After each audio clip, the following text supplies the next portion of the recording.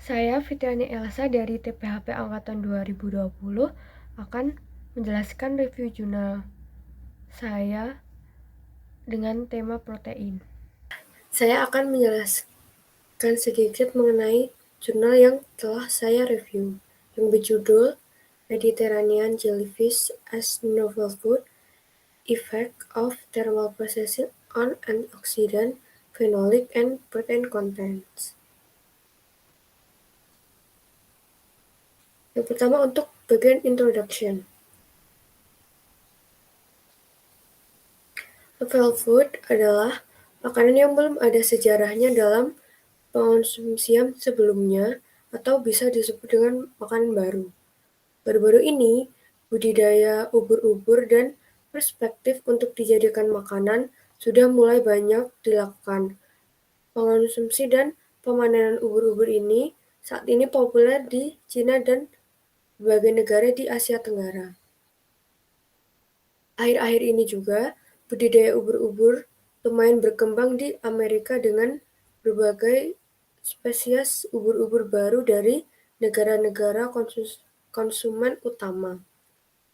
Menurut statistik FAO, pada produksi global untuk semua edible jellyfish product, yaitu hidup, dingin, beku, kering, asin, atau dalam perendaman air garam, pada periode 2011 hingga 2012 diperkirakan sekitar 10.000 hingga 17.000 ton per tahun.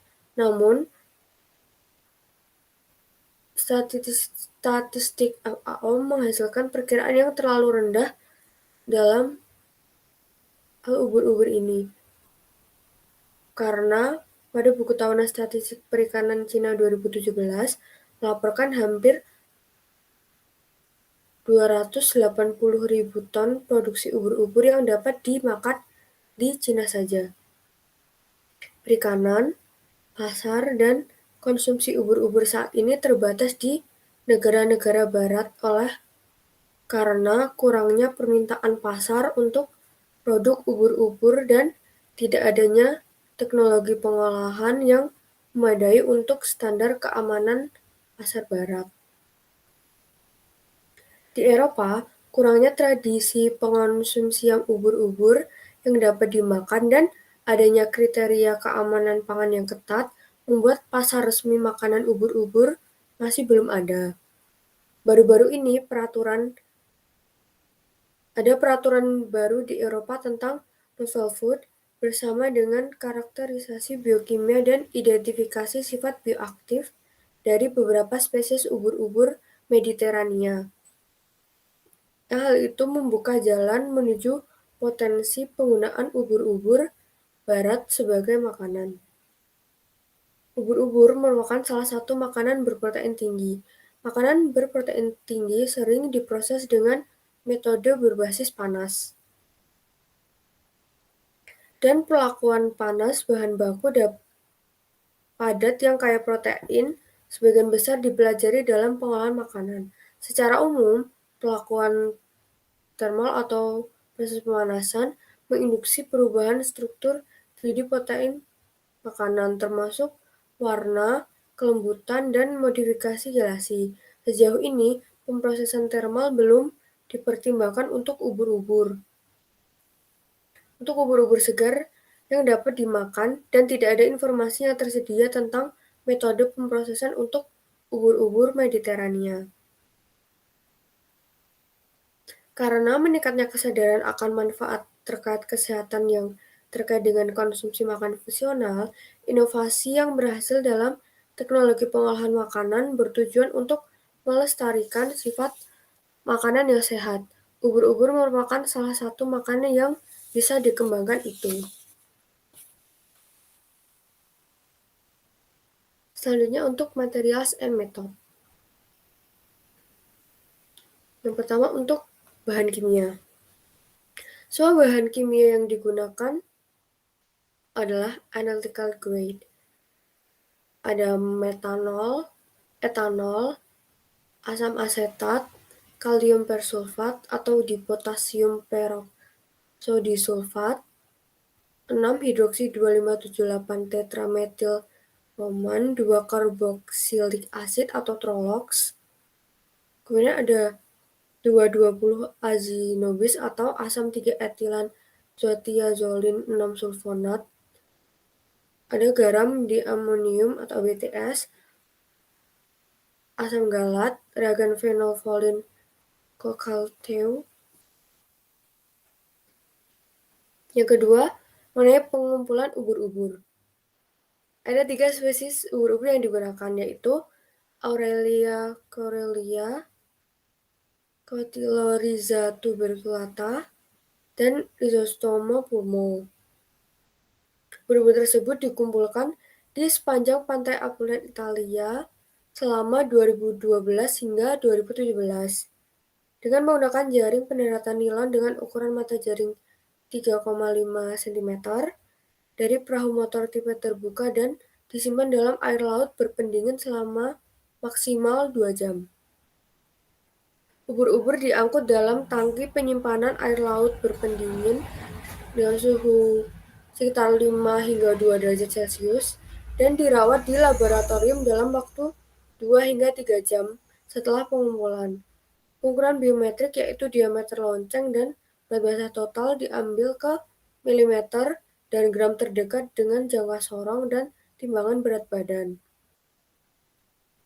Segera setelah pengukuran, 10 hingga 12 spesimen dari setiap spesies dibekukan dalam cairan nitrogen dan dikeringkan beku selama 4 hari pada 55 derajat Celcius dalam tekanan ruang 0,110 dalam pengering beku.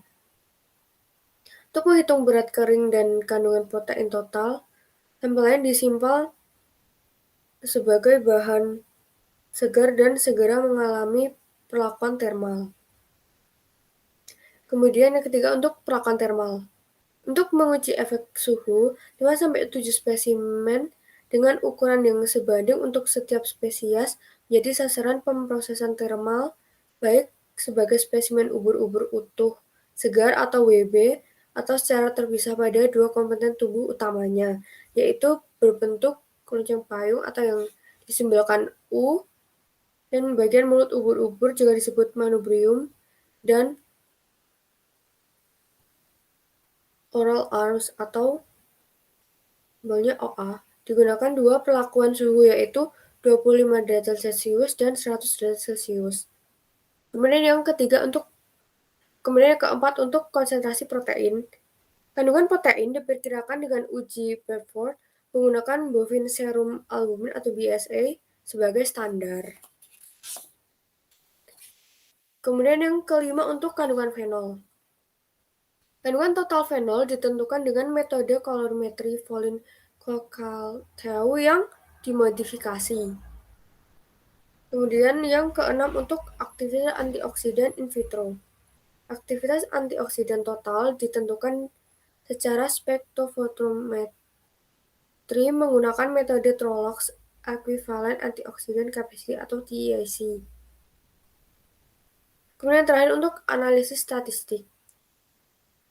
Pengacakan dari TUJ dengan producer bootstrap digunakan untuk membuktikan perbedaan yang signifikan dalam jumlah kandungan protein, kandungan fenol, dan aktivitas antioksidan antara 2 perlakuan suhu, yaitu 25 derajat Celcius dan 100 derajat Celcius.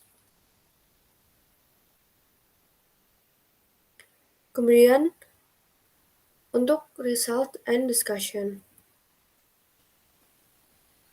Yang pertama untuk heat treatment. Untuk mengevaluasi pengaruh langkah stabilisasi berbasis termal untuk eksploitasi potensial 3 spesies ubur-ubur Mediterania sebagai sumber makan manusia, ubur-ubur diproses sebagai bahan segar dan dengan HT100 atau 100 derajat Celcius selama 10 menit dalam PPS pH 7,4. Ubur-ubur rebus menunjukkan penyusutan tubuh yang bergantung pada waktu dan pengurangan volume airnya mengkonfirmasikan efek dehidrasi dari perlakuan panas pada komponen makanan berprotein. HT100 dalam air suling dan PBS menginduksi pengurangan volume yang bergantung pada waktu dengan penurunan berat hingga 18% dari berat segar awal. Tidak ada pembekakan yang terdeteksi pada sampel kontrol dan yang dirawat pada suhu 25 derajat Celcius selama 10 menit. Untuk semua sampel, data mengacu pada berat segar awal masing-masing.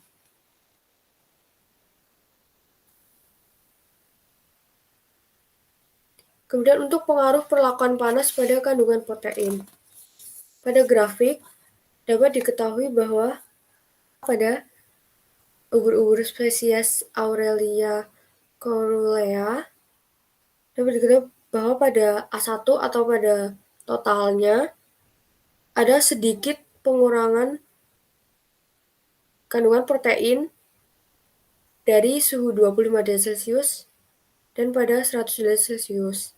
Dan untuk A2 atau umbrella dari Aurelia corulea ada penaikan yang lumayan besar dari suhu 25 derajat Celcius dan 100 derajat Celcius. Untuk A3 atau oral arms, terjadi penurunan yang cukup besar dari suhu awal yang 25 derajat Celcius dan pada suhu 100 derajat Celcius. Kemudian untuk yang B atau ubur-ubur spesies Cotyledoniza tuberculate pada B1 atau pada totalnya mengalami sedikit penurunan dari suhu awal yang 25 derajat Celcius dan 100 derajat Celcius. Dan untuk B2 atau umbrellanya mengalami penurunan yang cukup besar. Dan untuk B3-nya atau oral arms-nya mengalami penurunan yang cukup besar pula. Kan untuk yang C atau ubur-ubur spesies Rhizostoma pulmo pada C1 atau totalnya mengalami penurunan kandungan protein yang sedikit. Dan untuk C2 atau umbrellanya mengalami penurunan juga yang cukup banyak. Dan untuk C3 atau oral arms-nya mengalami penaikan yang cukup besar dari suhu 25 derajat Celcius ke 100 derajat Celcius.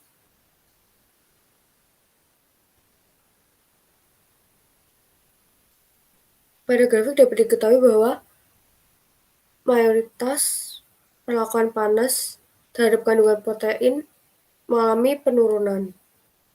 Dan itu ada juga pengaruh panas pada kandungan fenolik serta aktivitas antioksidan juga. Kemudian untuk conclusion atau kesimpulan. Pemrosesan panas atau proses termal merupakan metode sederhana yang terbukti untuk mengolah ubur-ubur yang jadi biomasa baru yang berpotensi berguna sebagai makanan di negara-negara Eropa. Salah satu masalah utama yang mencegah dijadikannya ubur-ubur sebagai makanan di negara-negara barat adalah tidak adanya metode pengolahan yang aman dan cepat yang dapat menjamin stabilisasi dan kualitas produk akhir yang baik. Perlakuan suhu tinggi atau HT100 atau 100 derajat Celcius dalam 10 menit menginduksi perubahan protein dan kandungan fenolik dalam biomasa 3 spesies ubur-ubur Mediterania tadi yang paling umum dan berpotensi dapat dimakan, dan proses ini kompatibel dengan pengolahan makanan. Perbedaan yang dialami pada 3 spesies ubur-ubur Mediterania tersebut menunjukkan bahwa perlakuan panas lebih cocok untuk pemrosesan spesies Rhizostoma pulmo karena paparannya terhadap perlakuan termal pada 100 derajat Celcius mengarah pada stabilisasi kandungan protein ubur-ubur. Terima kasih. Selanjutnya untuk Fase 2 atau menjawab pertanyaan. Pertanyaan pertama, apa pengaruh perlakuan panas pada aktivitas antioksidan ubur-ubur? Pada ubur-ubur spesies Aurelia caerulea, pada ketiganya baik pada keseluruhan atau total, pada bagian umbrella, dan pada bagian oral arms mengalami penurunan pada ketiga-tiganya. Kemudian pada spesies Cotyloryza tuberculate, pada keseluruhan atau total dan pada bagian umbrella mengalami penurunan, sedangkan pada bagian oral arms mengalami sedikit kenaikan. Dan untuk spesies Rhizostoma pulmo pada ketiganya, baik pada keseluruhan atau total, pada bagian umbrella, dan pada bagian oral arms mengalami penurunan. Sehingga pada aspek aktivitas antioksidan ini, proses pemanasan paling cocok untuk ubur-ubur spesies Cotyloryza tuberculate. Kemudian untuk pertanyaan kedua, mengapa ubur-ubur rebus mengalami penyusutan ukuran? Penyusutan ukuran bergantung pada waktu dan pengurangan volume airnya yang mengkonfirmasikan efek dehidrasi dari perlakuan panas pada komponen makanan berprotein. Dalam hal ini yaitu ubur-ubur. Kemudian untuk pertanyaan ketiga, apa pengaruh perlakuan panas pada kandungan fenolik ubur-ubur? Pada ubur-ubur spesies Aurelia caerulea, pada ketiganya baik pada totalnya, pada bagian umbrella, dan pada bagian oral arms mengalami penurunan. Kemudian untuk spesies Cotyloryza tuberculate, pada keseluruhan atau total dan bagian umbrella mengalami penurunan, sedangkan pada bagian oral arms mengalami kenaikan. Kemudian untuk spesies Rhizostoma pulmo, pada keseluruhan dan pada bagian umbrella mengalami penurunan, sedangkan pada bagian oral arms mengalami kenaikan. Sehingga pada aspek kandungan fenolik, proses pemanasan lebih cocok untuk ubur-ubur spesies Cotyloryza tuberculate dan Rhizostoma pulmo. Dan untuk pertanyaan terakhir atau pertanyaan keempat, mengapa digunakan 3 spesies ubur-ubur tersebut? 3 spesies ubur-ubur tersebut yaitu Aurelia caerulea, Cotyloryza tuberculate, dan Rhizostoma pulmo merupakan ubur-ubur jenis Mediterania yang paling umum dan paling berpotensi dapat dimakan, sehingga digunakan 3 spesies ubur-ubur tersebut. Terima kasih.